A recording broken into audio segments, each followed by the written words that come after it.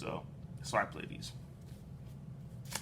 Alright guys, so you guys remembered earlier when I said how you're supposed to use these one drops, such as the Gokus and the Vegetas, right?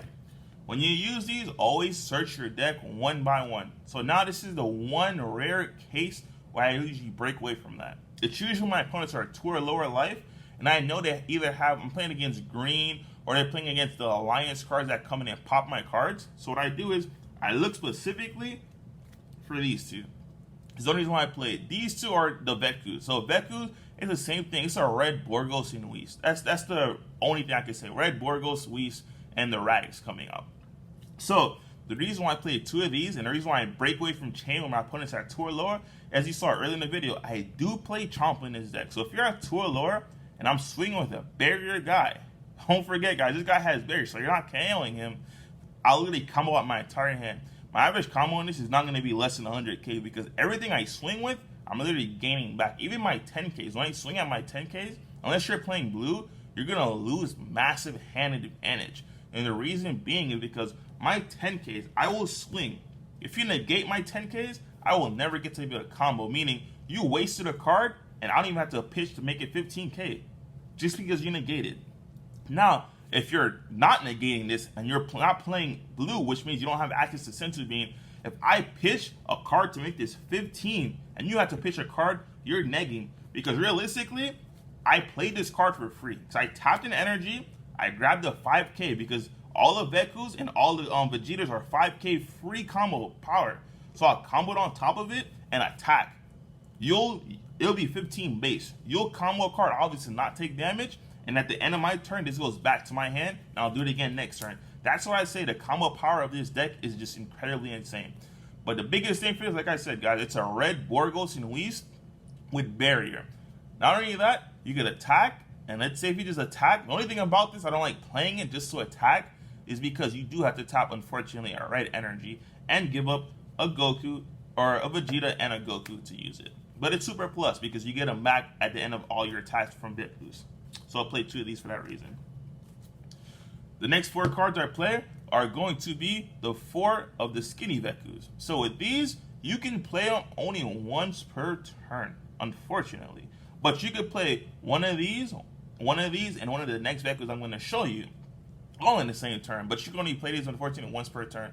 So what I do, and especially against Green Broly, my last attack, because this is how Green Broly usually goes. Even if they're going first or second, it doesn't matter. They're going to normally summon the 1 drop. If they do not have the 4 drop, they're in a load of hurt. Because how it's going to go is, you're going to usually play one of your 1 drops, right?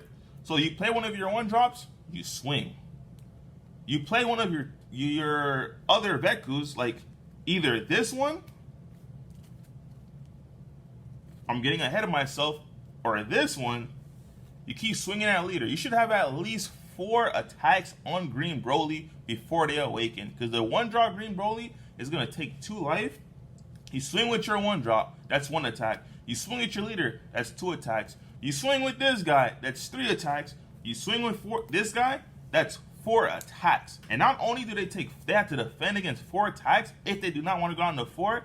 When you use this ability, after you attack, literally it subtracts 10k power from any of your opponent's battle cards, and then puts himself in a drop, and you return a Goku and a Vegeta from your drop to your hand. So your hand size always stays plus. I can't express how good it is. So I got ahead of myself, and the next 4 cards I play are going to be the 4 fat guy Vekus. So with these guys, I play them because let's say my opponent is just trying to like do something janky, and they have something in an active mode, so you can't really attack active in this game, right? But guess what? This guy can. This guy looks at you, points at you, and says specifically you can attack cards that are in active mode. Not only that, if you do the play, I'm telling you, when you just rush your opponent down on turn 1, this is a 15k, guys. So realistically, you use this as your last attack, and hopefully they tapped out because they played a 1 drop, and they're 100% of the time going to take this, because 15k means you have to give 2 cards or a unbreakable or a cell. Unless you're playing Janemba, you really don't see those cards. And after this attack, guys, same thing. This goes to drop, you gain a Vegeta and Goku right back to hand. So it's 2+ not to play. Alright. Get into the next 4 cards are going to be the 4 of the 6 drop Gogetas. So these are your win cons, guys. Like, these was going to get you into your win con. Because, like I said earlier, these attack active cards, these subtract 10k from your opponent's battle card. So realistically, you're not going to have battle cards on board. So I'm going to show you where this combo comes from. And I was stealing a lot of at least game 1s. You play this guy, right? This guy gets around Bloodlust. This is how you bait your opponent. I'll show you guys right now. You bait your opponent off of this. So you play this when you're at 4 energy for 4 mana. 4 energy, not mana. This is Dragon Ball. You'll pitch a red Son Goku and a red Vegeta. Now, a lot of people will read this and say, all right, you tap 4, draw 2 cards after pitching a red Son Goku and a red Vegeta BR. People will bloodlust this card. Guys, the ability to draw 2 cards, it's its cost. You do not use Killy Zone before you drop this. Always drop this first and then make your opponent think, hey, what the? I'm going to actually draw 2 cards. I'm going to bloodlust this. Because if they tap thinking they can bloodlust this, it's usually game. Like, I can't explain it. It's just usually game. So this ability too is you get a free attack like a Jiren. So they have, let's say, a battle card in active mode. You can attack a battle card in active mode, and after that, it automatically withstands it. So you get 1 free swing at an active battle card. Point blank period. So the next 4 cards, this is your actual win con, are going to be the 8 drop Vegeta. If you guys like lightning fast hit, you like all the hype coming for the anniversary set, I recommend you play this deck. Because if your opponent has no battle cards in the battle area, when you play this, how you play this card, all you have to do is evolve over this by pitching 2 red cards. Doesn't have to be Vegeta or Goku. You can pitch 2 after images, a Champa in the after image. It does not matter. All you need to do is pitch 2 red cards. After you do that, you choose 2 of your opponent's life and you put them straight to the drop area, up to 2. So you'll be good to go. And not only that, let's say your opponent has infinite battle cards on board because for some reason, I don't know, they just have infinite battle cards on board. If you know they can't beat you, because obviously you have an infinite hand size with all the after images, or you know, like 2 or 3 after images, even 1 or 2 after images, you literally clear their board with this. Just be sure when you attack, like make sure in the attack you did before, you use this guy first and use his activate battle so they cannot Mafuba you and you'll be good to go. Because this guy will attack each and every single last one of your opponent's battle cards until they're just gone. That's point blank period. Even if you negate it, it'll restand. I had people on Octagon, I swing, they negate. I swing, they negate. And they're like, is that not Jiren? I'm like, it's better than Jiren, Rosie. It's Gogeta. I swing, they combo out. I'm like, all right, before you do your next action, please read the card. As long as you have a battle card on the field, this guy will literally swing at it until it's dead. Like, point blank period. The only thing that'll stop this is literally a Mafuba. Another fun fact about this is what kills the Broly decks when you get to turn 4 or higher. This card cannot be KO'd. Like, point blank period. That's a permanent. That's not a barrier. That's literally a permanent. So those Broly players are just donezo. Like, you can't do anything about it. So, moving into the next 4 cards are going to be 4 of your Sparkling Negates.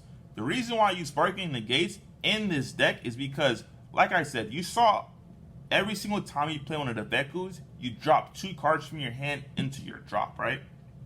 So, realistically, by turn 2, because turn 1, you're always supposed to use your leader ability to pitch either Goku or Vegeta from your hand to the drop, draw 2 cards, and then take a life. So that's a guaranteed 1. On your second turn, when you do it again, that's a guaranteed 2. After that, use a Veku, that's a guaranteed 4. All you have to do is combo any 1 card, because hopefully, after the first attack on your second turn, if you went second, they're going to be awakened, so they have to combo out, and these guys are alive while you're at 6 energy, and this is insane. That's why I just play the Sparking Negates. It's a lot easier in this specific deck to manipulate your drop. You don't play Overwhelm, so you don't have to worry about anything. So Sparkling Negates saves you guys. And the last 2 cards in my deck are going to be 2 Furthering Destruction Champas. Yes, guys, I'm one of those firm believers, if you do not announce double strike, you do not deserve to gain double strike. That's just me. Because I personally sometimes tend to forget. So I'm just going to take myself out of this scenario and use Champas. Guys, yes, you could say, hey, you could play it because it's a 2-drop 15k. But guess what, guys? That's cute and all, but realistically, is that worth me throwing a game over it because I attack and combo with it and literally forget to say double strike and I get shark? And realistically, I'm not going to blame my opponent. I'm just going to take it like a man. I decided to play the Kai. I didn't declare it. When I used it, it's not double strike. Point blank period. Guys, keep it simple. Use your Champa. So, once again, guys, this deck is really, really, really fun to use. It's easy to use and it's easy to manipulate. If you have any questions at all, please, please, please don't be scared to hit me up or hit up anybody on my team who will help you. Love you guys. See you next time.